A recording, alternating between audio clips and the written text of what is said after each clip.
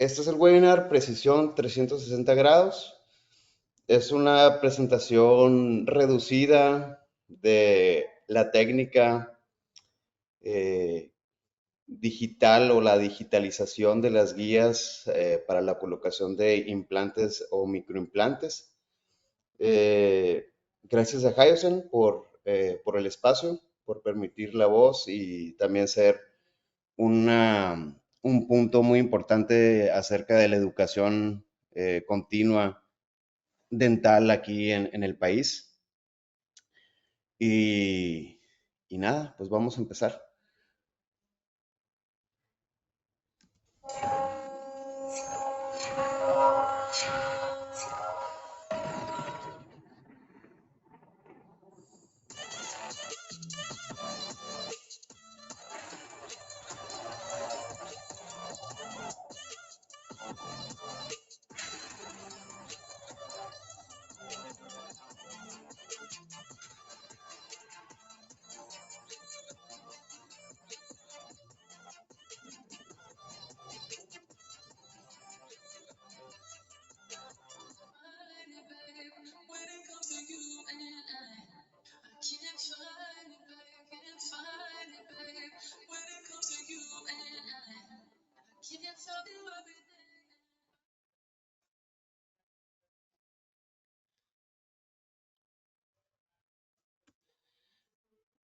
Ok, pues primero me presento, yo soy el doctor Francisco Quijada. Estas son mis credenciales. Yo soy originario de Hermosillo, Sonora, al noroeste de México, de una familia pues donde no hay dentista, donde fui el primer dentista para bueno o para malo. Es una ciudad, la ciudad del sol, es una ciudad muy caliente, pero que recibe a los habitantes o recibe a los foráneos de una forma igual, como somos calurosos y nos gusta ser huéspedes, nos gusta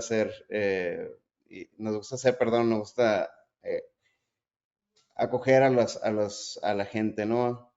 Somos buenos anfitriones. Posteriormente me fui a la ciudad de Monterrey, Nuevo León, a estudiar la carrera de cirujano dentista. Fueron 5 años y muy especiales porque ahí fui dándome cuenta de cómo es la carrera, cómo es la odontología. Y realmente es una cuestión técnica, pero también me di cuenta de que es un área que permite desarrollarnos como algo de artistas que somos, como algo más creativo en el sentido completo de la palabra. Nosotros también debemos de tener esa creación, debemos de tener siempre esa forma de ver la odontología como no solamente los doctores de los dientes, sino que nosotros tenemos un impacto muy amplio en la población, tenemos un impacto bastante positivo en el paciente y del cual debemos de sentirnos orgullosos. Realmente el área médica es nuestra área de trabajo, ¿verdad?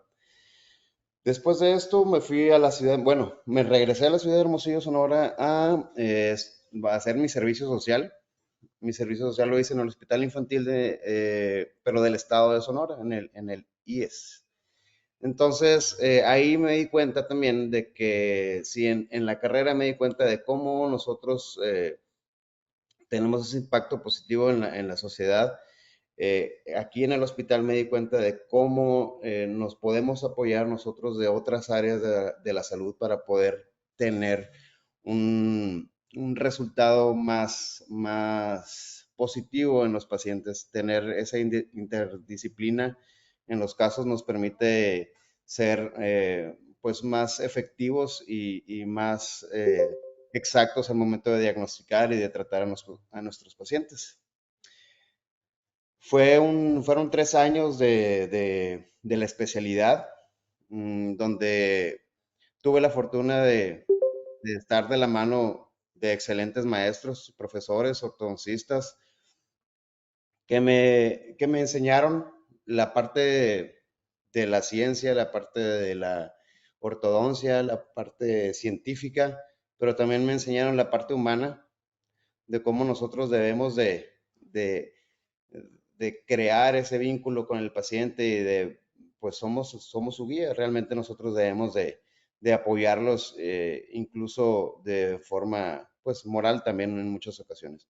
Este fue mi asesor de tesis, es mi tocayo, el doctor Francisco Velázquez Forero, un gran investigador de origen colombiano, pero mexicano de corazón, que fue un parteaguas en la investigación, o ha sido un parteaguas en la investigación del metabolismo mineral óseo. Es una persona muy fina, de mucha sapiencia y muy exacto. Él ha sido redactor y autor de varias publicaciones en revistas indexadas y de impacto a nivel mundial. Es también mundialmente citado en muchas investigaciones de la investigación ósea, ¿ok? Entonces, con él tuve la fortuna también de incurrir un poco en esta zona o en esta área tan bonita que es la investigación, eh, donde realmente es lo que nosotros, es la pauta que marca la ciencia, es la pauta que también marca el avance y la evolución de la odontología. Él tenía una teoría de los canales haversianos, de cómo existe también crecimiento, no solamente en las corticales, sino también a nivel de los canales haversianos, de los canales internos. Y esta investigación también fue publicada. Ella es la doctora Villanueva también, pues, una persona muy fina, una maestra incansable y gran profesionista. Les agradezco a mis profesores, agradezco este día también del Día del Maestro, Día del Ortodoncista, por haberme brindado las herramientas y brindarme la noción y brindarme también compartirme esa área, esa zona tan bonita que es la odontología y la sensibilización con nuestros pacientes. Me tocó ver casos, pues, delicados, casos que uno se sensibiliza con el paciente y es algo muy importante, ¿no? Es algo que debemos de tener siempre presentes. Y a lo largo de mi carrera, pues, también he tenido profesores de otros países, profesores que me han compartido también su filosofía, su forma de trabajar, sus principios, y todo eso ha permeado mi forma de ver las cosas y mi forma de, de practicar esta bonita profesión y esta satisfactoria también profesión. Entonces quiero empezar con esta triada que me gusta compartir acerca de las claves del éxito en el tratamiento. Siempre se trata de tres cosas. Una, que es nuestro paciente, nuestro lienzo, por así decirlo. La segunda parte es el proceso diagnóstico y ahí es donde nosotros vamos eh, a fusionar todos esos elementos que tenemos disponibles ahora para poder dar con un diagnóstico propio, con un diagnóstico certero y exacto. Al hacer nosotros ese diagnóstico de forma clara, nosotros vamos a poder saber qué es lo que, hacia dónde vamos, ¿no? Si tenemos un diagnóstico exacto, vamos a poder tener un plan de tratamiento que se acerque a esa forma de tratar al paciente. ¿Ok? Vamos a irnos ya de tema. Quiero saltar aquí a la parte más básica, que es, pues, que es el anclaje ortodóntico, ¿no? También se conocen como los microimplantes, los mini tornillos, eh, sistema de anclaje esquelético, aparato temporal de anclaje, son los TADS en inglés. Eh, no importa el nombre, ¿sí? Yo creo que universalmente nosotros lo conocemos como mini implantes, pero es importante saber para qué casos los debemos de poner, en qué casos debemos de específico de tratarlos, ¿no? El doctor Branemark, pues es el padre de la implantología. Él basaba su experiencia y su ciencia en la experimentación clínica. Eh, pues esto fue por allá de los años 60. No había, la tecnología que había en ese entonces no se compara con lo fino que es ahora la tecnología. Y pues entre el doctor Branemark y sus colaboradores descubrieron como muchos otros descubrimientos o muchas cosas en la ciencia por accidente, ¿no? Por serendipia. Descubrieron el mecanismo de adherencia del metal al hueso. El doctor Branemark lo que investigaba realmente era la microcirculación del hueso.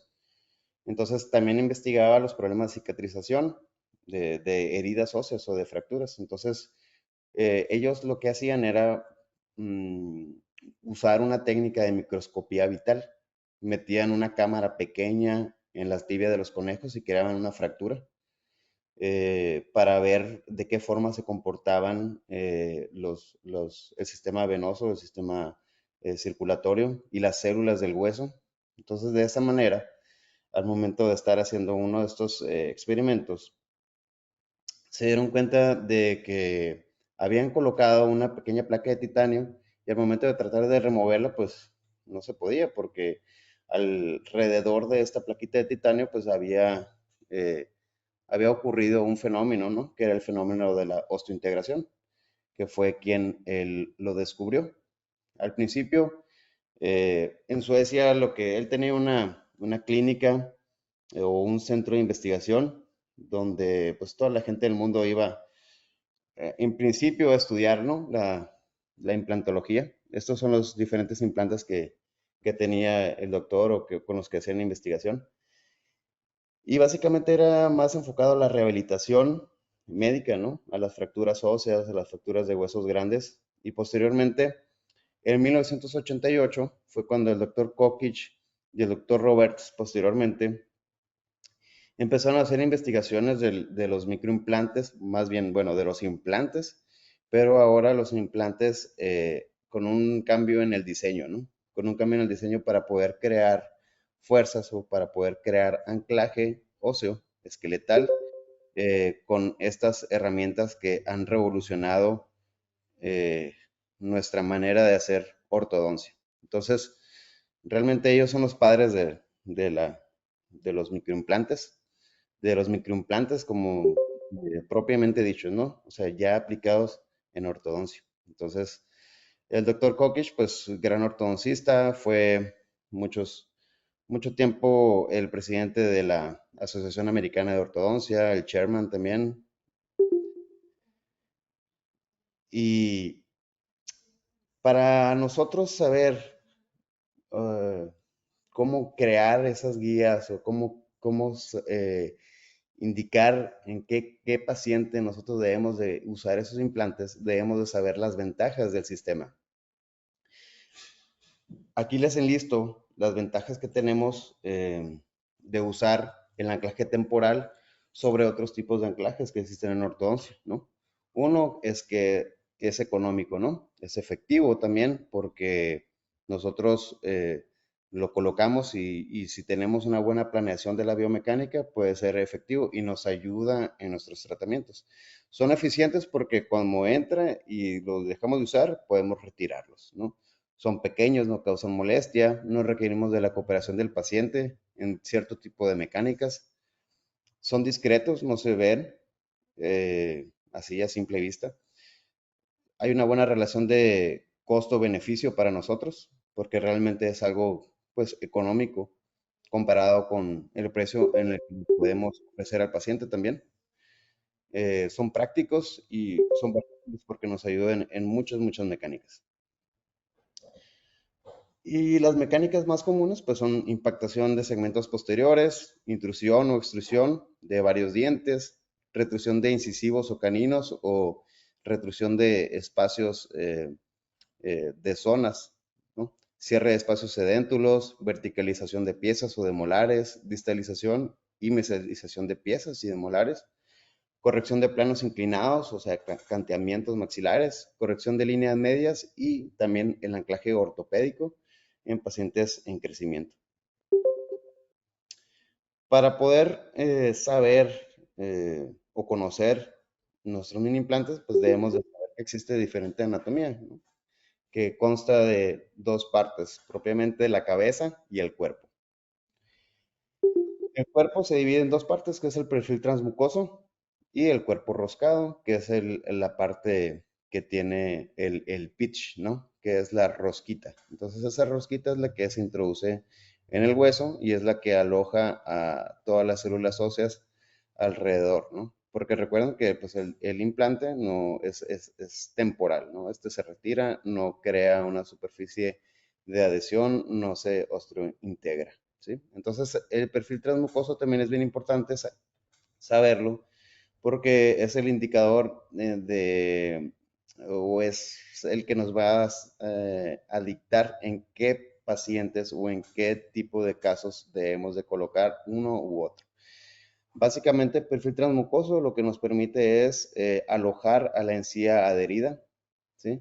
Para que no exista un compromiso periodontal y no estemos nosotros generando problemas periodontales, ¿sí? Si ya de por sí la ortodoncia o los brackets eh, pues dificultan la higiene y eh, hacen que pues, los pacientes que sean periodontalmente sensibles se pueda generar una pues, gingivitis, ¿no? Por así decirlo. Entonces, esta parte es muy importante de nuestros tornillos y también debemos de saber que existen diferentes tipos de diseños, ¿sí?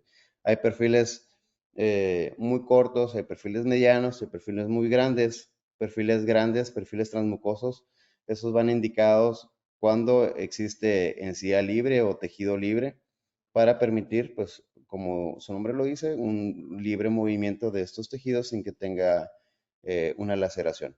Los perfiles transmucosos más pequeños son los que se indican en los casos donde tenemos mayor cantidad de encía adherida.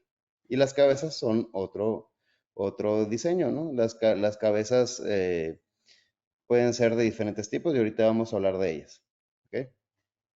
Entonces, esto es un tip, esto es lo que a mí me facilitó el uso de los microimplantes. Y son cinco puntos. Uno es el diagnóstico, el plan y la mecánica del tratamiento, ¿sí? Porque si tenemos un correcto diagnóstico, un buen plan de tratamiento, debemos de saber cómo vamos a usar esos implantes o con qué fin para que nos ayuden en nuestra mecánica, ¿sí? Muchas veces cuando no hay, puede que esté bien diagnosticado el caso, pero quizás el plan no es el adecuado. A lo mejor al colocar un implante en una zona que no está correctamente indicada, pues quizás ese implante nos estorbe más que ayudarnos. Entonces debemos de saber en qué casos nos puede facilitar nuestro trabajo, ¿sí? El punto 2 es cuál es el objetivo de los mini implantes. Si vamos a instalar, cuánto tiempo lo vamos a necesitar, si lo vamos a usar al inicio del tratamiento, si lo vamos a usar en medio, durante el tratamiento, en una fase 2 o en una fase 3 de detallado. Por eso debemos de saber para qué nos va a servir ese implante. 3, ¿en qué zona lo necesito? ¿Sí? Va muy ligado al punto número 1, que es si lo vamos a usar para mesializar, para distalar, para intruir o para dar torque, ¿sí? Este punto también es sumamente importante. El punto número 4 es cuándo tengo que colocarlos, ¿sí? Más adelante vamos a ver los tipos eh, de las simplificaciones del tratamiento, ¿sí? Entonces ahorita vamos a hablar un poquito más a fondo de la estabilidad, ¿sí? Pero básicamente se trata de cuándo vamos a iniciarlos. Si necesitamos colocarlos de inicio en una fase 1 o si vamos a usarlos para retraer o para cerrar espacios, eso también es muy, muy importante, ¿sí? Porque pues no, muchas veces no es necesario el que los coloquemos de primera instancia. Hay veces que el mismo implante por mayor calidad que tenga el material, se acumula pues alimentos, se acumula tártaro y eso pues puede generar un fracaso, ¿sí? Por la migración bacteriana también, ¿sí? Entonces tenemos que tener muy presente el punto número 4. Y el punto 5 es qué fuerzas debo usar. Las fuerzas van muy ligadas a mi tipo de implante. Hay implantes más pequeños que, no van a, que nos van a servir para una mecánica sencilla, o hay implantes también con dimensiones más grandes, más amplias, que nos van a servir para poder aplicar fuerzas más amplias, ¿sí? Entonces, por ejemplo, en un implante que se indica para un tratamiento de ortopedia, como un coadyuvante para un tratamiento de ortopedia, pues debemos de usar un implante de buenas dimensiones. Me refiero a unas dimensiones amplias, dimensiones grandes. Cuando son tornillos pequeños, pues los movimientos nos van a ser útiles para, para ese tipo de movimientos, ¿sí? También, entonces, tomar en cuenta estos 5 puntos que a mí me ayudaron mucho al inicio de mi carrera. Este es un esto se basa mucho con este artículo. Quiero empezar a hablar acerca de cuándo están indicados los implantes y de cuándo están indicadas las guías digitales, ¿sí? No todos los casos de implantes o cuando coloquemos microimplantes vamos a necesitar la ayuda de una guía eh, creada en la computadora, ¿sí? No todos los casos.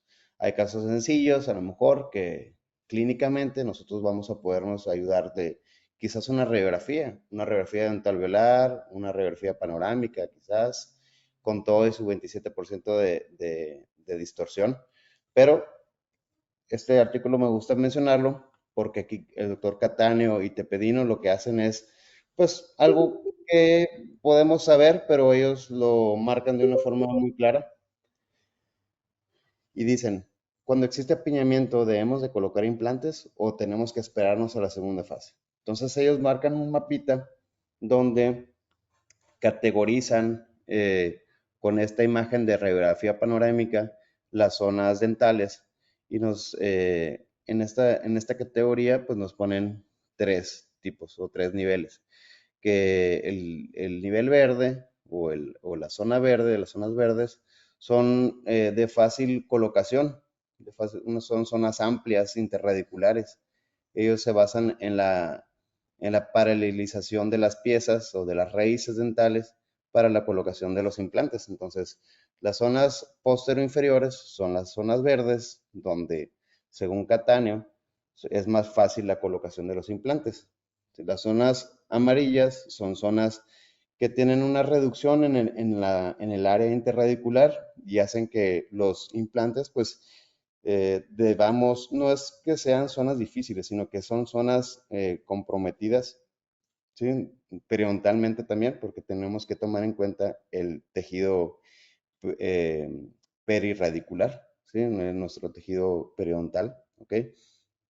Entonces esas zonas, nosotros tenemos que buscar la manera, si necesitamos colocarlos en esas zonas precisamente, de jugar o más bien seleccionar correctamente nuestros implantes y la dimensión de nuestro cuerpo roscado. Si nos vamos a las zonas rojas, eso no quiere decir que sean las zonas donde o las zonas que tengamos que evitar colocar implantes. Yo pienso que todos hemos colocado implantes en zonas posterosuperiores sin ningún riesgo, ¿sí? Sin ningún problema, ¿ok? Quizás la anatomía radicular nos dificulte la colocación o la permanencia del implante, o también pues la misma cercanía de las piezas o la convergencia radicular, ¿sí? Pero pues esto lo que nos atañe o lo que quiero transmitirles es que en las zonas rojas y amarillas, son zonas que quizás nosotros necesitemos de la mecánica de los implantes para poder llegar a una correcta finalización de caso, ¿sí? Entonces son precisamente estas zonas para las que nosotros necesitamos las guías digitales, ¿sí? Una guía es lo que nos va a marcar exactamente el punto y el lugar en donde debamos colocarlo. Punto, lugar y la inclinación también, la angulación de nuestro implante. Entonces, en las zonas que se nos complique más, ahí es donde va a entrar esta fabricación. Entonces, Hyosen tiene unas dimensiones que son bastante cómodas para la colocación de nuestros tornillos, ¿ok? La simplificación de estas medidas nos permite también la versatilidad de la colocación. ¿Qué quiere decir? Que nosotros podemos jugar con los diámetros y las longitudes, ¿sí? Si bien un diámetro angosto, un diámetro pequeño, nos va a ir bien en zonas donde tengamos una agencia radicular o haya mucha cercanía radicular de las piezas, pero para poder tener nosotros una estabilidad eh, secundaria correcta, pues debemos de tener una correcta longitud. Entonces, quizás en una zona compleja, por así decirlo, una zona roja, según Catáneo, podamos colocar un diámetro pequeño de 1.4 milímetros, pero con una longitud amplia de 10 milímetros, ¿sí? Sin la posibilidad o sin el riesgo de llevarnos de paso o lastimar tejidos circundantes de nuestro periósteo, ¿sí? Entonces, estos son los cuatro tipos de cabezas que tiene Hyosen o que tenemos aquí disponibles en la República Mexicana, que son la cabeza perforada, que es la cabeza simple, que a mí me gusta mucho usar en zonas anteriores, sobre todo anterosuperiores, para hacer la intrusión de segmentos de segmento anterior, sobre todo en sillas de sonrisa o Comi Smile. La cabeza simple, que es una cabeza redondita, como un botón, que es bastante cómoda también. Es un perfil, el perfilado de esa cabeza me permite que sea cómodo para el paciente. Y la cabeza de bracket, la cabeza de tipo bracket, pues realmente actúa como un bracket, ¿no? Nos ayuda a que tiene esos slots para poder tener nosotros la facilidad de colocar un cantilever, colocar un alambre TMA para poder hacer mecánica, ¿sí? Realmente esto es lo que varía. Los tipos de cabezas y las longitudes son las mismas, las dimensiones son las mismas para los cuatro tipos de cabezas. Es un sistema bastante sencillo y esa misma simplicidad nos permite a nosotros, pues, escoger de forma correcta nuestros implantes. Un punto también muy importante que va a ser nuestro lienzo o nuestro lecho de trabajo es el tejido óseo, ¿sí? Poco pensamos en el hueso, pero realmente es lo más importante que tenemos al momento de colocar el implante, porque va a ser el nicho, va a ser la zona en donde lo vamos a, o la zona que lo va a albergar, ¿ok? Entonces, de forma sencilla vamos a categorizar el hueso en tres zonas, que es la parte cortical, la parte externa, el hueso trabecular, ¿ok?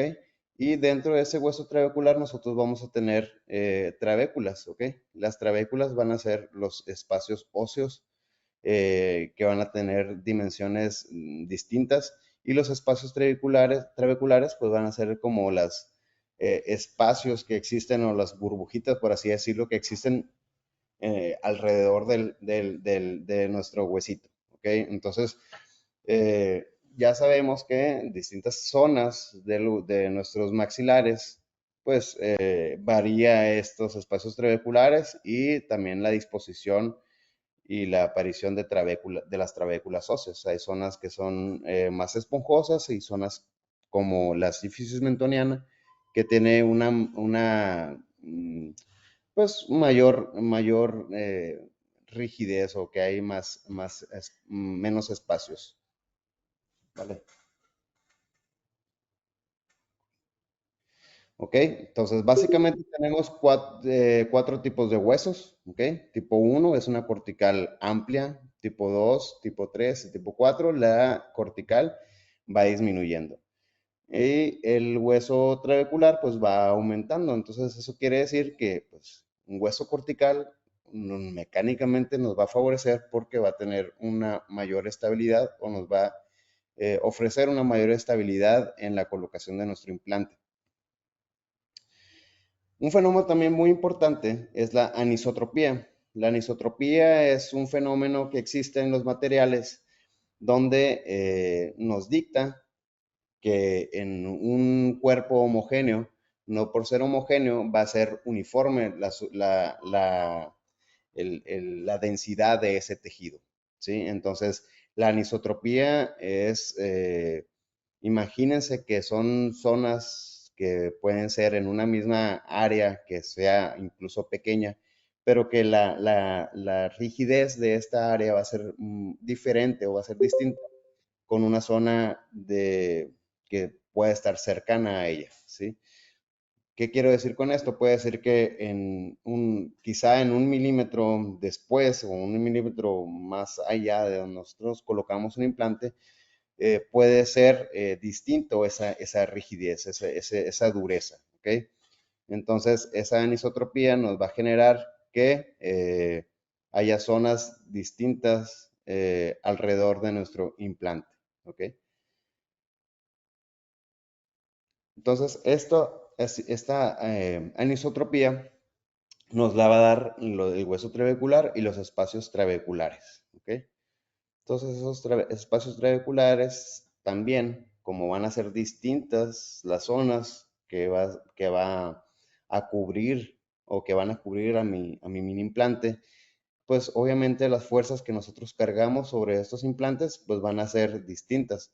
Puede que haya zonas que podamos cargar un poco más de fuerza y hay zonas en las que se va a manifestar pues una menor fuerza, ¿no? Sobre mi mini implante y esto lo dicta la estabilidad, ¿ok? Esta va a ser la estabilidad primaria que va a ser la estabilidad mecánica, ¿ok? Ese es el siguiente punto, ¿ok? Estabilidad es lo que nos va a marcar también eh, el éxito o el fracaso, vaya, de nuestros implantes, ¿sí? Entonces, vamos a empezar a hablar rapidito de la estabilidad primaria. Pues la estabilidad mecánica es una estabilidad mecánica. Realmente es como, si lo decimos de una forma burda, es como poner un taquete o un clavo o un tornillo sobre un pedazo de madera, ¿sí? Entonces, si es un pedazo de madera sólida, la estabilidad de ese tornillo o de ese clavo va a ser sólido, ¿ok? Si nuestro hueso es sólido, nuestra estabilidad primaria va a ser sólida. Pero hay factores como, pues uno, el tipo de hueso, pero también las dimensiones de mi implante. Si son entre más dimensión, entre más grande sea mi mini implante, pues la estabilidad primaria va a ser mayor también. Es proporcional. Entonces, hay 3 puntos importantes que marcan la estabilidad primaria. Uno va a ser, pues depende del hueso, del tipo de hueso en el que se coloque, ¿sí? La estabilidad primaria va disminuyendo con el tiempo. Eso es un fenómeno de adaptación ósea. Ahorita más adelante vamos a poder platicar un poquito más ampliamente de esto. Y 3, depende del contacto directo entre el hueso y el implante, ¿sí? ¿Qué quiere decir? Que entre mayor dimensión tenga mi implante, pues mayor va a ser la estabilidad primaria. Y la estabilidad secundaria es un fenómeno biológico, es un fenómeno celular. La estabilidad secundaria, pues es la adaptación, por así decirlo, la adaptación del hueso hacia mi mini implante. Entonces, la estabilidad secundaria, esta se va ganando. Al principio, lo que marca la estabilidad de mi implante, que esté fijo sobre el hueso, va a ser la estabilidad primaria, porque va a ser algo que comprime ese hueso. Pero alrededor, nosotros estamos hablando de que tenemos el tejido vivo del hueso y ese tejido se va a ir adaptando a esa lesión. Entonces, va a haber una quimiotaxis donde todo el cuerpo roscado de mi implante se va a ir adaptando y va a haber una inflamación sobre esas células y esas van a ir dictando qué tanta estabilidad va a tener ese implante. ¿ok? Quiero decir que esto va a ser, pues, la cicatrización ósea. Y hay una curva muy importante que quiero compartirles también, que es, también va a depender del éxito o el fracaso. Muchas veces no sabemos cuándo lo colocamos o no tenemos nosotros planeado si lo colocamos y después le ponemos la fuerza o lo colocamos de forma inmediata, la fuerza, lo cargamos, por así es como nosotros lo decimos, cargar el implante o poner la fuerza. Pues este coeficiente de estabilidad nos va a permitir saber cuándo colocarlo y cuándo cargarlo. A lo que va es cuándo se puede, cuándo va a ser más eficiente y cuándo vamos a tener mayor estabilidad. ¿Ok?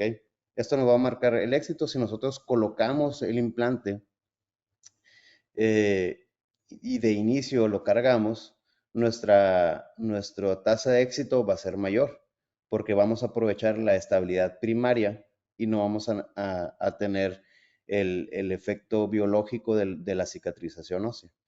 Si nosotros lo colocamos, nos esperamos 2 o 3 semanas y lo cargamos, es muy probable que nuestro tornillo pues sufra de fracaso. ¿Por qué? Porque la carga inmediata, o más bien la estabilidad primaria, va descendiendo, ¿sí? La línea roja que se ve en esta curva es la estabilidad primaria. Entonces, esta con el tiempo, si ustedes la van viendo y la comparan con las celdas inferiores, que son semanas, ¿ok? Es el tiempo.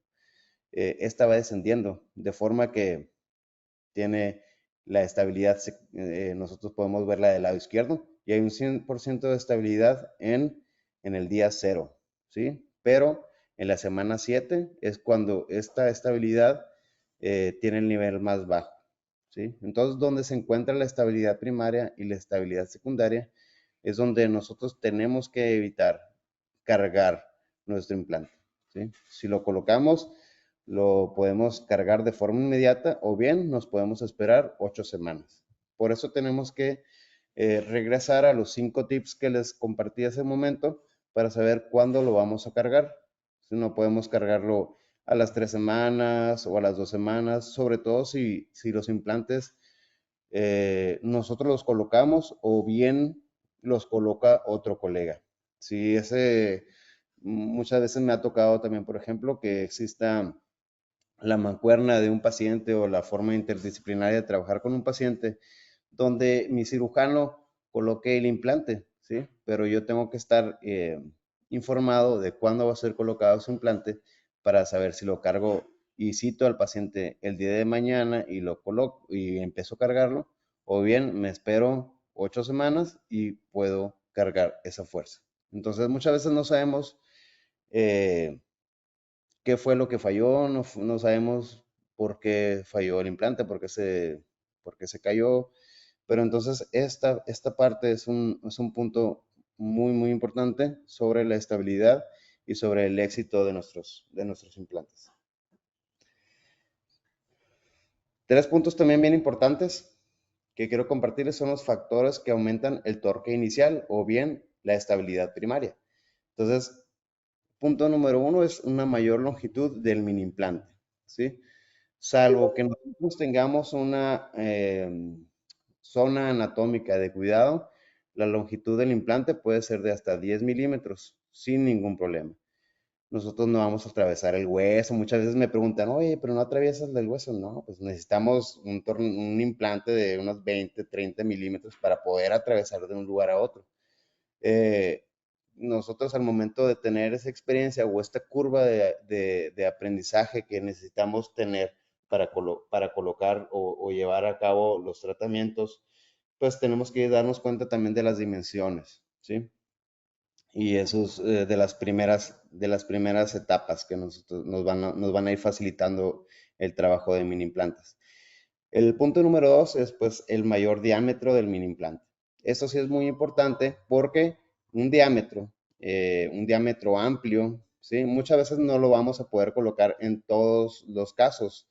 Hay diámetros más angostos donde este diámetro pues nos va a ser imposible colocarlo si existe una cercanía radicular importante. Entonces tenemos que seleccionar con los 5 puntos que les compartí hace un momento.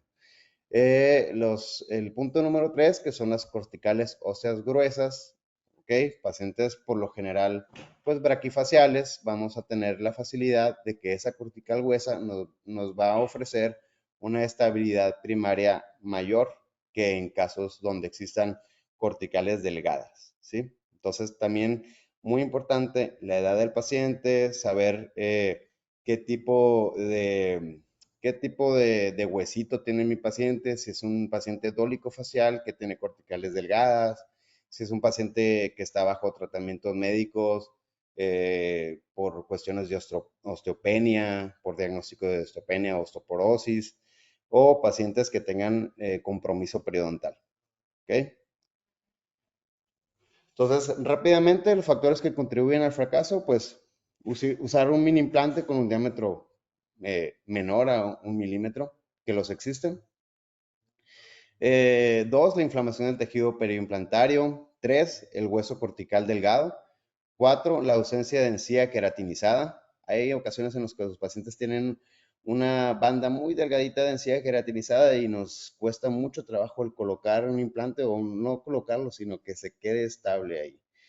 La edad de nuestro paciente y el lugar anatómico de su colocación. ¿Ok? Vamos a empezar ahora a hablar acerca de nuestro tema, que es la guía simple, ¿ok? Las guías, bien. ¿Ok? Las guías, pues han existido. ¿Sí? Es una manera de ser un poco, o que nos acerquen a la exactitud de las zonas de la colocación, zonas pequeñas, zonas estrechas donde se dificulte la colocación y tengamos pues raíces o otras zonas anatómicas, pues vamos a necesitar estas guías. ¿Okay? Existen muchos tipos. Por ejemplo, esta es una guía simple. ¿Okay? También se puede hacer una guía simple ahí con un poquito de cera, le pueden poner resina fluida y poner un alambrito doblado, calibre 28, un calibre 30 para poder hacer o determinar la zona de la colocación. Es algo realmente simple, ¿ok? Y la siguiente es una guía analógica.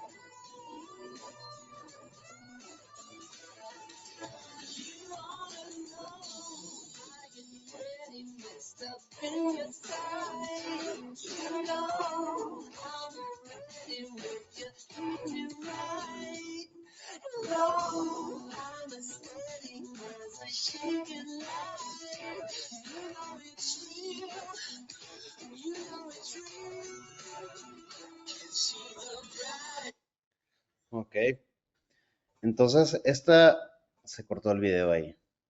Pero estas son las guías, una guía analógica también nos va a ayudar a saber precisamente en dónde colocarlo. A lo mejor no va a ser tan preciso porque va a tener un rango de modificación. eh, por así decirlo, si nosotros hacemos esa guía sobre un modelo de yeso, como fue en el caso del video, ese modelo de yeso pues va a tener una variación si nosotros lo comparamos con BIM, ¿ok? Con una tomografía.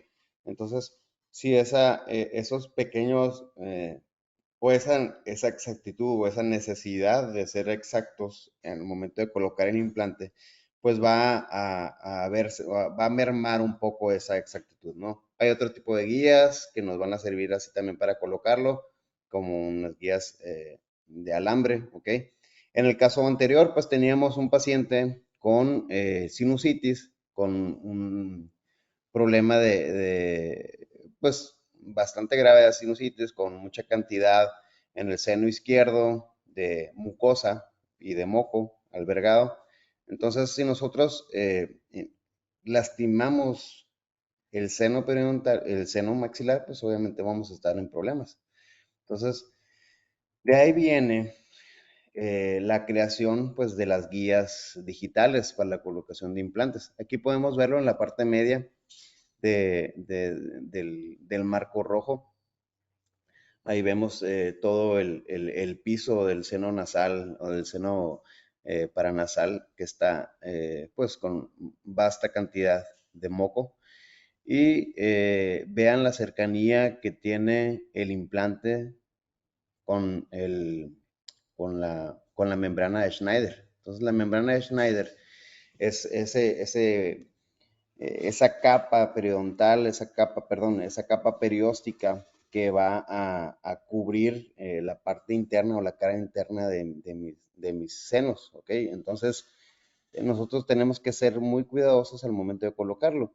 Hay otras formas de pensar que me ha tocado, pues que no le prestan atención, no le prestan atención a estas zonas y de ahí se vienen pues las complicaciones, no solamente complicaciones dentales, sino complicaciones de salud, ¿sí? Porque ya estamos nosotros incurriendo en zonas que pues que pueden ser pues muy delicadas, ¿ok? Entonces esa facilidad y esa practicidad, ¿no? De colocar el implante de una forma pues guiada, pues nos va a dar esa seguridad también a nosotros sobre el tratamiento. Y es algo que eso no se percibe o no se puede estudiar, pero el saber que nosotros estamos en una zona segura nos va a dar la capacidad de que tengamos un poquito más de confianza sobre esos implantes, ¿ok?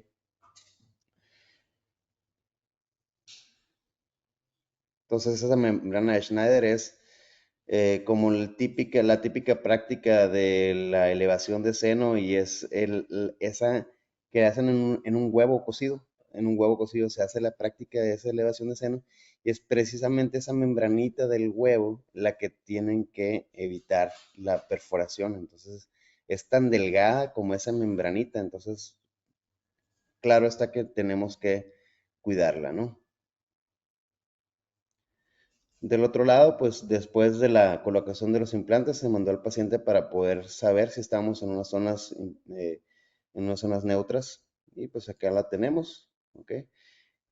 De este lado sí quedó muy similar la colocación del nivel sagital de los implantes, ¿sí? Como podemos verlo del lado derecho.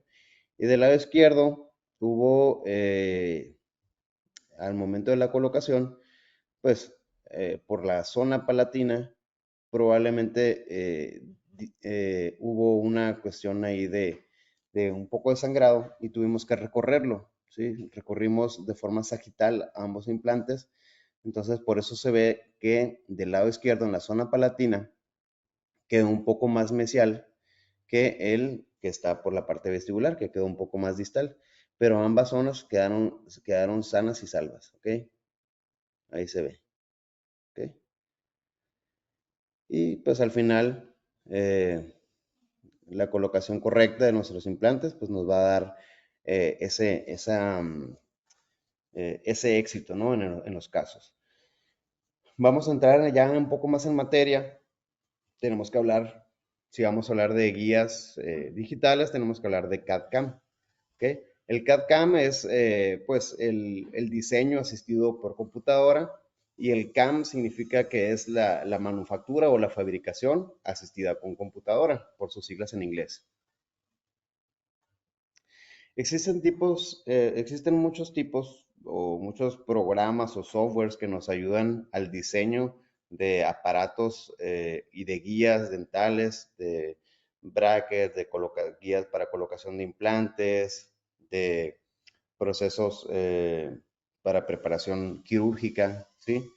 Pero en este caso yo voy a estar hablando el día de hoy de Blender for Dental, ¿ok? Blender for Dental es un open source, es una plataforma que nos permite hacer muchos tipos de diseños de rehabilitación, también guardas, guías, eh, todo articulado propiamente, ¿no? En el paciente.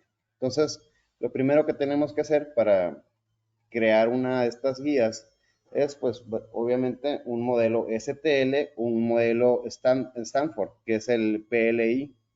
Al nosotros tener este modelo virtual de la dentición del paciente, vamos a poder, va a ser nuestro primer paso, ¿ok? Vamos a tener la base sobre la que vamos a colocar nuestra guía y clínicamente nos vamos a guiar para colocar de forma correcta y precisa nuestro implante, ¿sí? ¿Sí? Este es un renderizado de las guías. Son diseños pues muy novedosos y muy prácticos, fáciles de usar también. Y por otro lado tenemos el CAM, que es la manufactura, ya el proceso de fabricación. En odontología tenemos tres tipos, que son los más importantes. Existen alrededor de 7 tipos de CAM, pero en odontología lo que usamos normalmente es el primero, que es el FDM, que es el Fused Deposition Modeling, que son las impresoras de filamento, ¿sí? Son como un carretito que va calentando ese acrílico, ¿ok? Ese plástico y nos va creando el modelo, ¿ok? Digitalmente, previamente hecho de forma digital. La impresión de SLA, que es la estereolitografía, que es una de las más comunes en odontología, y también el SLS, que es el Selective Laser Sintering, son el proceso de sinterizado, donde se hacen todas las coronas que van pues de IMAX y todo. ¿Okay? Entonces esta es la más común. Ese es el proceso de FDM, que es el filamento. ¿Okay? Ese proceso pues, puede llegar a ser pues bastante exacto, ¿ok? Y es un poco más económico que la resina, porque este material pues es más barato y es más barata también la impresora, requiere menos mantenimiento.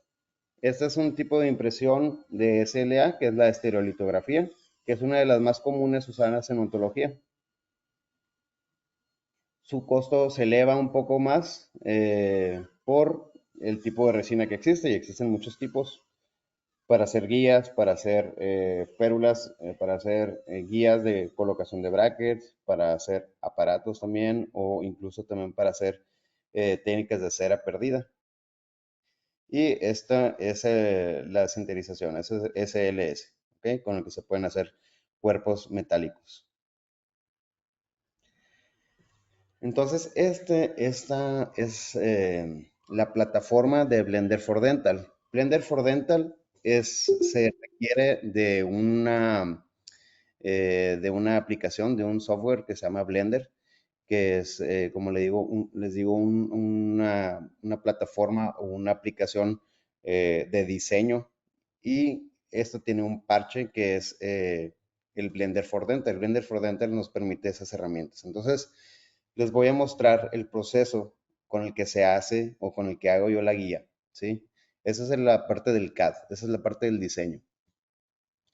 Para poder, también una parte muy importante es necesitamos el STL o el PLI de mi paciente, de la boca de mi paciente, y también requiero de un formato DICOM de la tomografía, ¿ok? El CONBIM y el STL van a convivir para poder crear esa guía.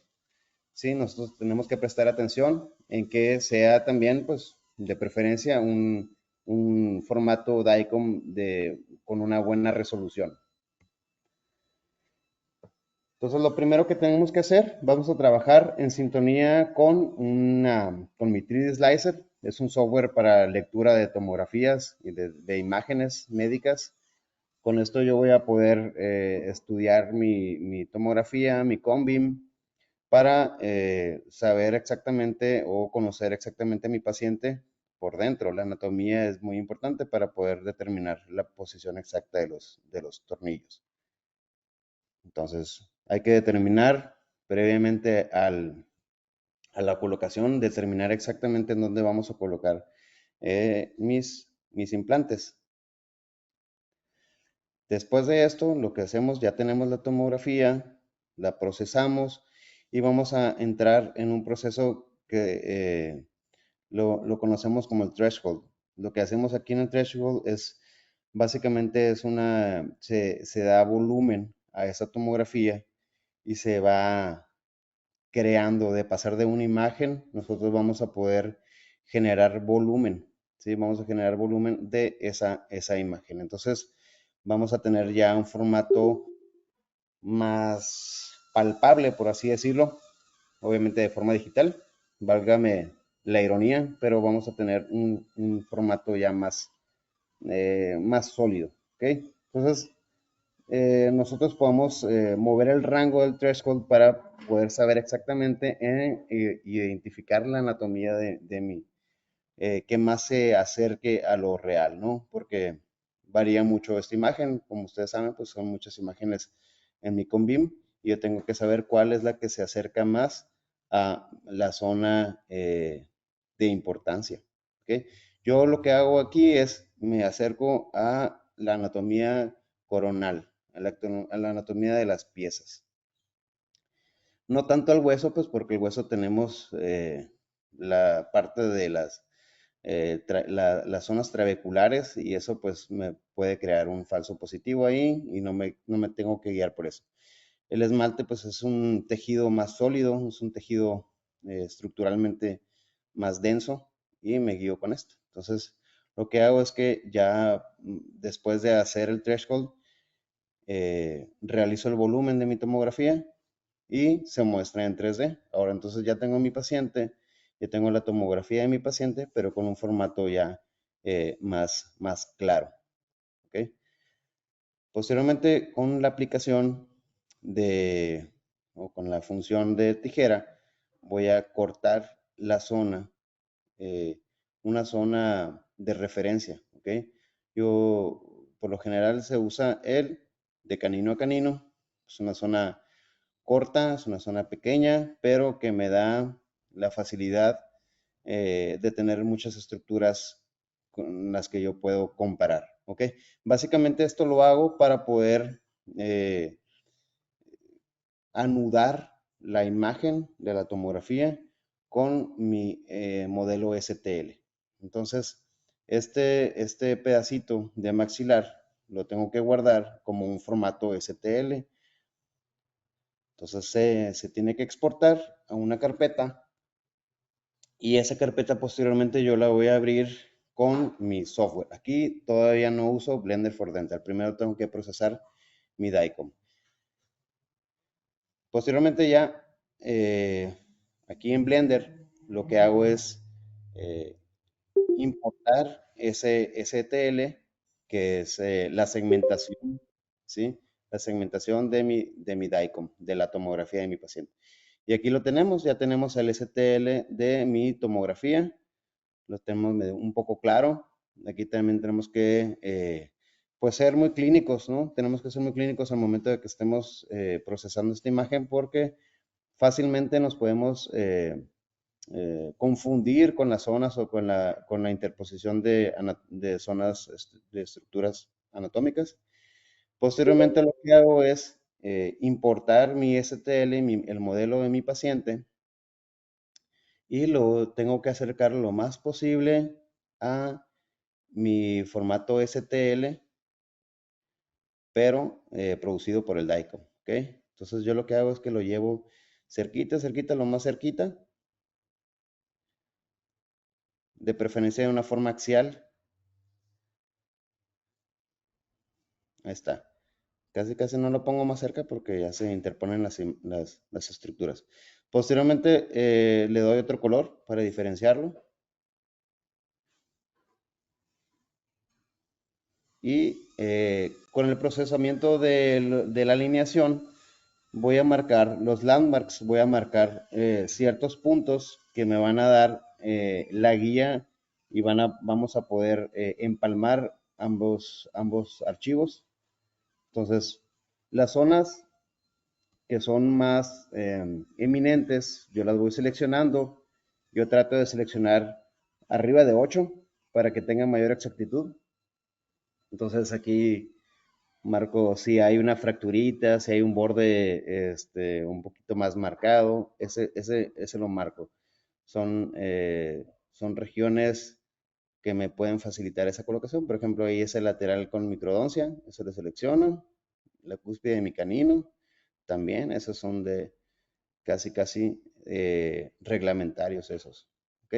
Posteriormente, pues también con una aplicación eh, de, que tiene dentro del programa, pues una cuestión de inteligencia artificial, tengo que ir generando los mismos puntos de referencia para que se puedan unir ambos, ¿ok?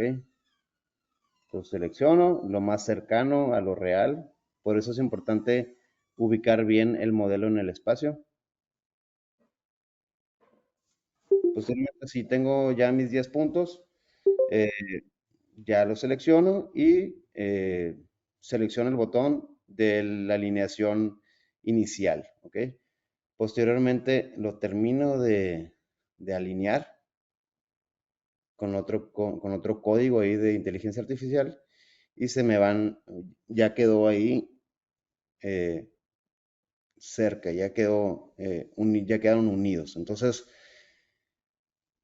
mi 3D Slicer tiene una aplicación que hay una comunicación directa de Blender con mi 3D Slicer. Entonces comunico a ambas plataformas para que puedan colaborar de forma, pues, es en vivo, ¿no? Entonces aquí ya lo hago un poco más pequeña mi pantalla, doy espacio para ver la zona en la que estoy trabajando y posteriormente lo que voy a hacer es que voy a importar mi STL a mi DICOM. Aquí ya lo tengo seleccionado. Ok. Entonces aquí ya seleccionado ya se importó a mi 3D Slicer, ya se importó mi formato STL, el modelo de mi paciente. Esto es con la finalidad de que la posición de los implantes sea exacta en mi DICOM. ¿Ok?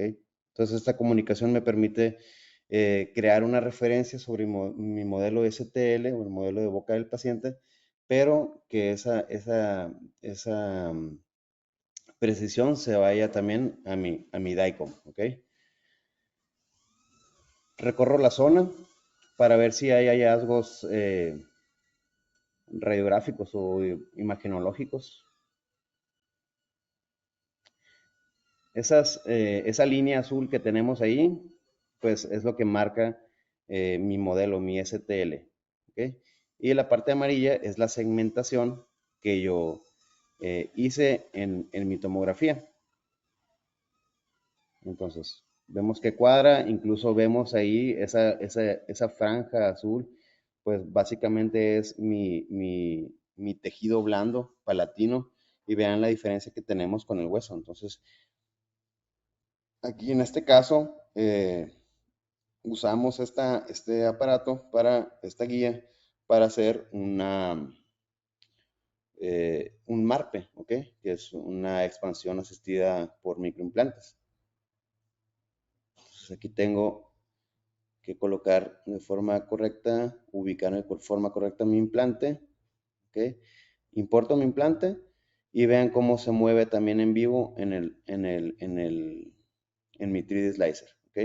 Aquí en la tomografía se está viendo exactamente en dónde va a quedar. Entonces, si yo lo pongo ahí en esta zona del paladar, pues va a estar ahí en esa zona del hueso. Vean, ahí ya estoy en piso nasal, entonces yo estoy infringiendo esa zona, ya casi casi se le da, se tiene contacto con el cornete. Entonces, precisamente en casos difíciles o en casos donde nosotros tengamos como esta paciente que tiene una mordida cruzada posterior y una hipoplasia maxilar moderada, pues obviamente las corticales van a ser delgadas. Entonces, precisamente es un caso especial. Por eso digo que no es para todos los casos. Al principio se puede ver un poco complejo, pero la curva de aprendizaje es muy rápida, porque este software es pues muy amigable para el usuario. Entonces coloco el implante, le doy la dimensión. Para esto yo tengo que irme a mi manual o a mi catálogo de Hyosen para saber las dimensiones de mi cuerpo roscado, saber las dimensiones de mi perfil transmucoso y la dimensión también en longitud y en grosor de mi cuerpo, de mi cabeza, perdón, de mi cabeza perforada, de mi cabeza simple. Entonces, vean cómo a la longitud del tornillo se va viendo, esa es la inclinación. Entonces, por eso va saliendo una parte y se va escondiendo otra. Entonces, en los 3 sentidos del espacio, yo tengo que colocar correctamente mi implante. ¿Sí? Entonces, aquí ya estamos salvos, estamos justo en el reborde nasal, con la pared interna de mi seno paranasal derecho. Y lo que hago aquí es duplicar la dimensión de mi implante. ¿Ok? Va a ser un implante eh, de las mismas dimensiones. Entonces, ahora lo que tengo que hacer es ubicarlo en el espacio donde esté alejado de mi piso nasal y también de mi seno paranasal, ¿ok? Del espacio del seno paranasal. Hay una amplia bibliografía que nos dice, que nos marca las complicaciones de infringir o de violar estos espacios, y pues eso lo puedo compartir más adelante si me pasan sus correos.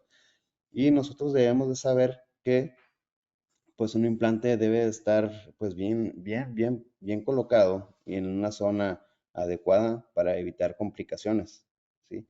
Esto lo hacemos por el paciente y lo hacemos por nosotros mismos también, porque trabajar con el hacer más complejo nuestro trabajo, pues también nos va a generar pues estrés y obviamente pues vamos a estar ocasionándole un daño al paciente. Entonces, aquí ya vemos, se corrobora con la imagen, con un corte coronal, con un corte axial también, en donde estamos ubicados desde la punta de mi cuerpo roscado hasta donde empieza mi perfil transmucoso. Entonces, esta exactitud es la que nosotros tenemos que, es la que podemos nosotros más bien tener al momento de estar planeando la colocación de los implantes. Porque puede decir, ay, ¿sabes qué? Es mucho a lo mejor para colocar un implante, ¿sí? A lo mejor es mucho el proceso para colocar un implante. Quizás serviría para un implante dental, pero pues no. No por ser un mini implante requiere de menos exactitud que un implante dental, ¿sí? Quizás un implante dental, pues el paciente va a tener con él toda la vida, pero mi implante, el poco tiempo que vaya a hacer va a ser funcional en boca, pues tiene que estar bien colocado.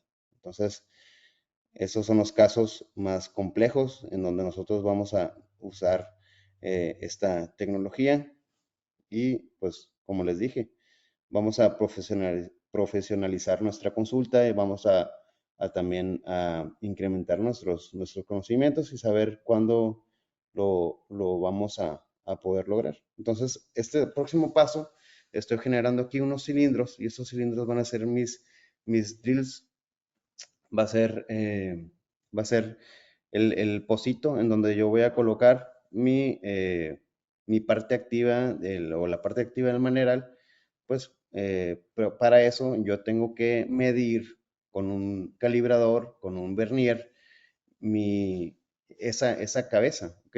No la cabeza del tornillo, sino la cabeza de mi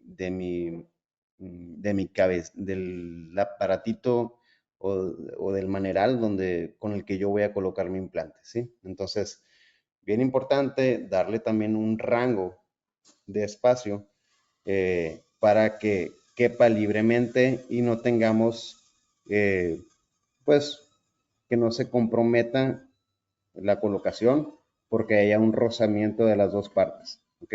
Entonces 6 milímetros, le doy 6 milímetros y aparte, al momento de estar, antes de imprimirlo, yo voy a poder cambiar esa dimensión o el grosor de mi resina. Eso también va a marcar la diferencia si trabajamos con una resina de un tipo o de otro tipo, ¿ok?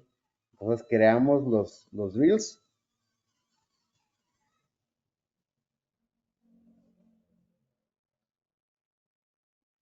Aquí lo que se tiene que hacer es igual, darle la dimensión de mi maneral y la longitud también.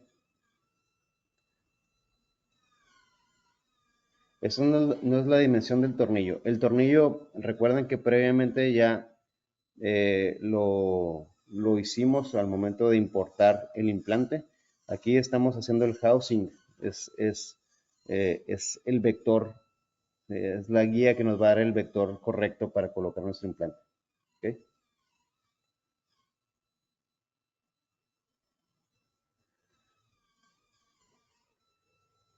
Entonces así lo tenemos. Esta va a ser básicamente la angulación correcta o la angulación que necesitamos para nuestros implantes.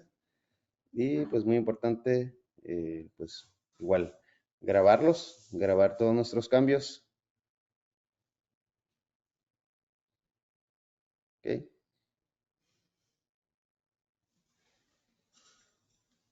Así se va a ver. Esto es solo una parte. ¿Ok? Posteriormente, lo que tenemos que hacer es irnos a la pestaña de, de mi guarda para poder hacer, pues básicamente, el área que va a contactar con el maxilar de mi paciente y el que me va a dar la retención eh, operatoria de colocar el implante, ¿ok?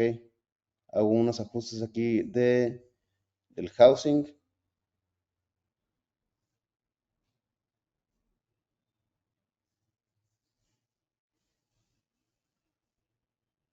Muchas veces es necesario ajustarlo si tenemos alguna duda con con la medida. Podemos apoyarnos de nuestro catálogo y ver las dimensiones de nuestros instrumentos.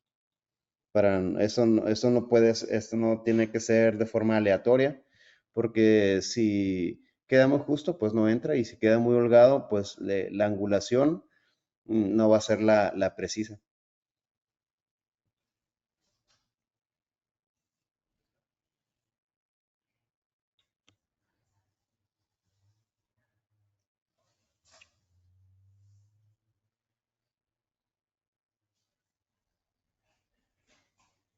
Que, a ver, esto se lleva a la posición correcta.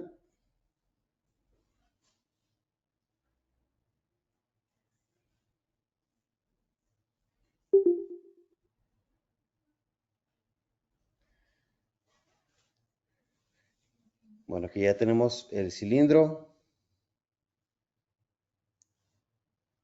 y esta va a ser el área neutra eh, donde va a entrar mi maneral.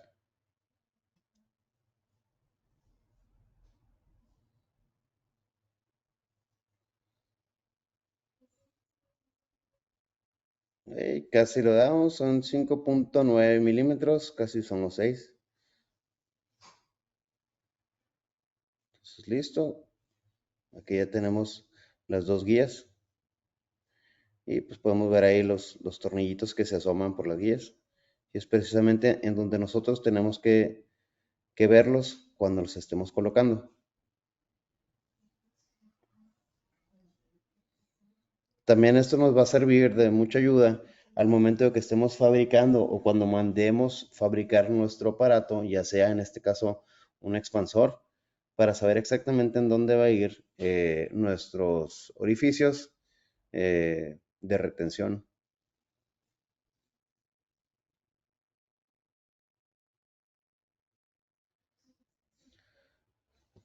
Que básicamente esto es lo más importante, y posteriormente lo que vamos a hacer es, pues con mi módulo de guarda voy a hacer una charolita, por así decirlo,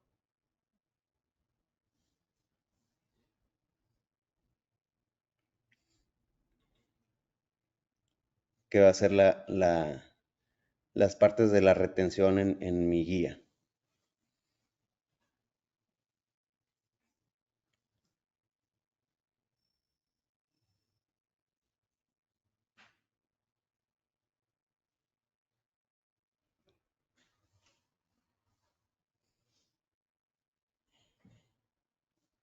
Ok, selecciono todo el contorno con mi vértex. Selecciono por mesial porque el paciente, perdón, hasta el surco fundamental, porque pues mi paciente ya tiene la aparatología cementada, y no quiero que mi resina, la resina de la guía, pues se estorbe con la aparatología cementada. Entonces lo hago de esta forma. Y posteriormente en boca ahorita vamos a ver cómo podemos aumentar la retención de si no cubre totalmente las caras, todas las caras de mi dentadura. Entonces, aquí tenemos este layer, esta capa. Vamos a hacer la capa ya una vez seleccionada, y me va a dar un grosor estándar de 3 milímetros, que es, eh, que es suficiente.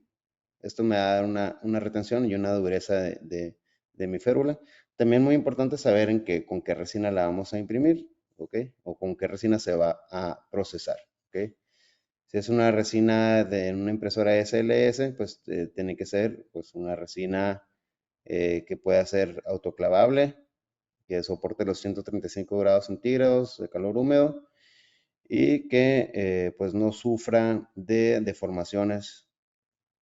Aquí lo que hago nomás es redondear las superficies que pueden estar como un poquito más dentadas. que es nomás es para que quede más bonito, porque realmente la función va a durar, pues, lo que dure nuestra colocación. Entonces ya tenemos aquí a mi base, la base de mi guía. Y posteriormente los cilindritos esos que colocamos, estos cilindritos son los que nos van a hacer los agujeros, son los que nos van a hacer los orificios sobre nuestra guarda, sobre nuestra guía, y sobre esto nosotros pues vamos a poder colocar nuestro maneral. ¿Ok? Aquí ya se corta, aquí ya podemos ver el azul de nuestro modelo. Entonces esto ya está terminado. ¿Ok? Entonces así terminamos. Al final tenemos que crear un modelo de offset para que nos dé ese rango de 0.2 milímetros de facilidad, que no quede retentivo este aparato y que no se contraiga al momento de que polimerizamos la resina. ¿Ok? Y entonces así es como al final queda mi guarda, perdón, queda mi guía. ¿Ok? Entonces es una guía suave, pero con estos cilindros que van a ser nuestras guías de colocación. ¿Ok?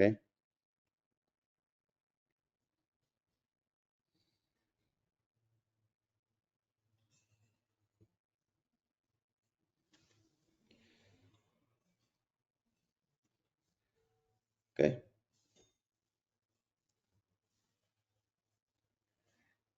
Tenemos una vista tridimensional de nuestra guía. Muy importante también las huellas oclusales que nos van a dar la retención.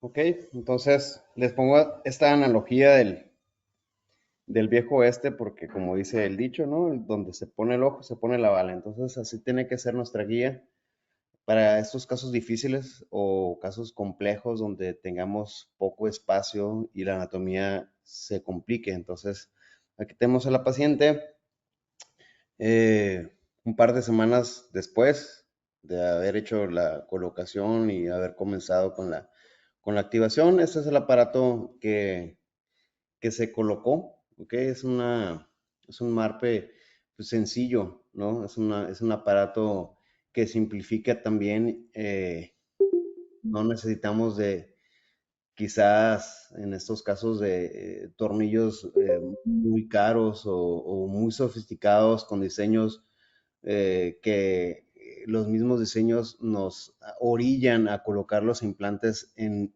esa posición. Entonces, no son algo pues muy bueno, es una tecnología muy buena también, pero con este sistema yo tengo la facilidad de colocar mi implante exactamente en donde debe de ir en el paciente.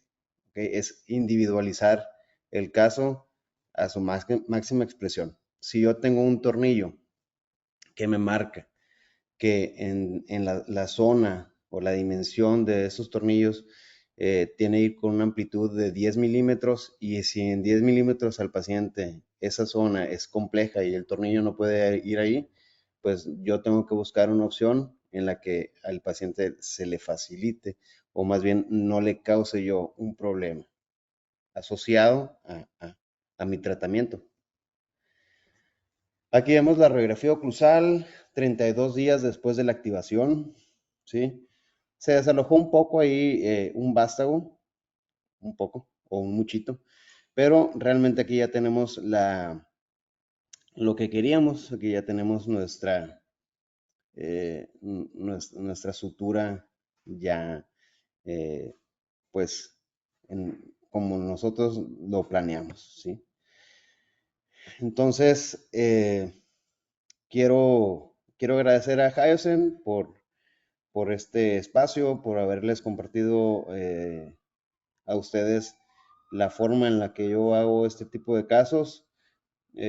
Puede sonar un poco complejo, pero les digo que eh, esto es solamente una introducción, es una forma de hacerlo, es una forma también que no es cara, es una de las facilidades que tenemos con, eh, con Hyosin y también con Blender, que no requerimos de una activación o de una licencia en euros o en dólares que nos haga una cosa cara, que también nosotros tengamos que, pues, tropicalizar, por así decirlo, a nuestro país y que podamos tener una exactitud incluso mejor que la de estos softwares, ¿ok? Entonces, abro espacio por si existen preguntas y también abro aquí mi cámara para verlos y que me vean también.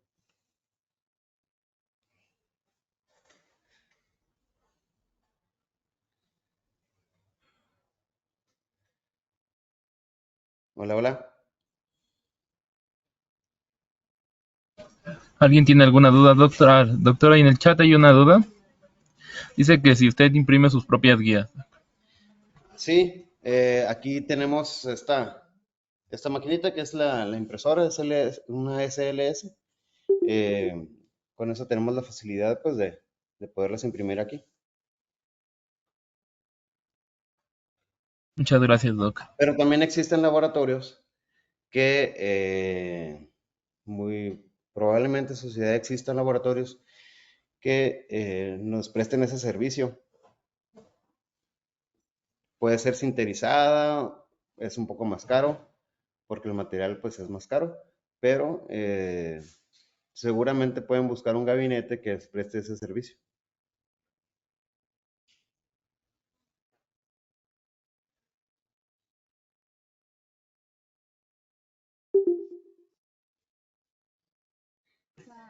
¿Alguien más tiene alguna otra duda, doctores?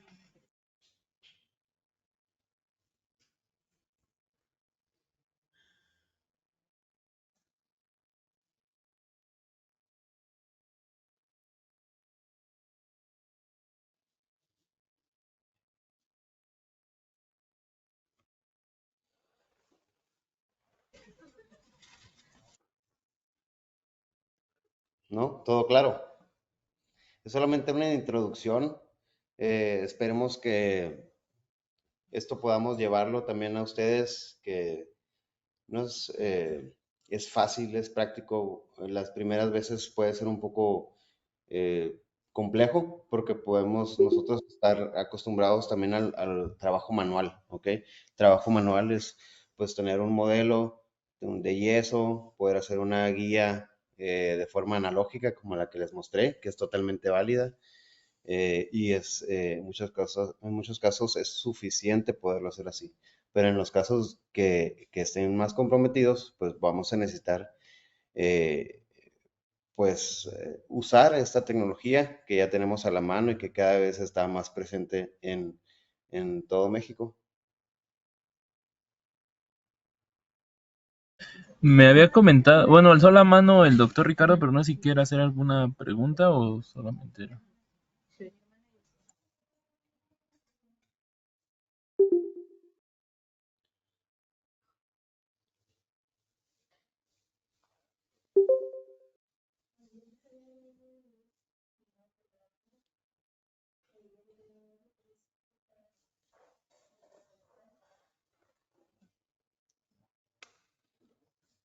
¿Alguna pregunta, doctores?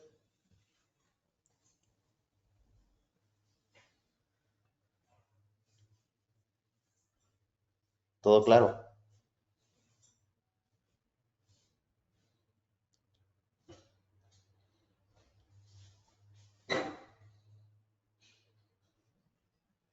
¿Alguien más tiene alguna duda?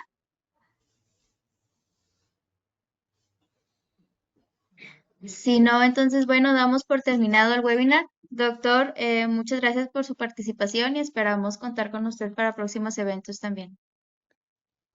Claro que sí, Susana. Pues de nuevo, felicidades a todos los ortodoncistas en su día, felicidades a los que son maestros también en su día y agradecido de nuevo otra vez con Hyacinth por permitirnos llevar los conocimientos pues eh, de forma completa a todos, estemos en cualquier lugar de la República.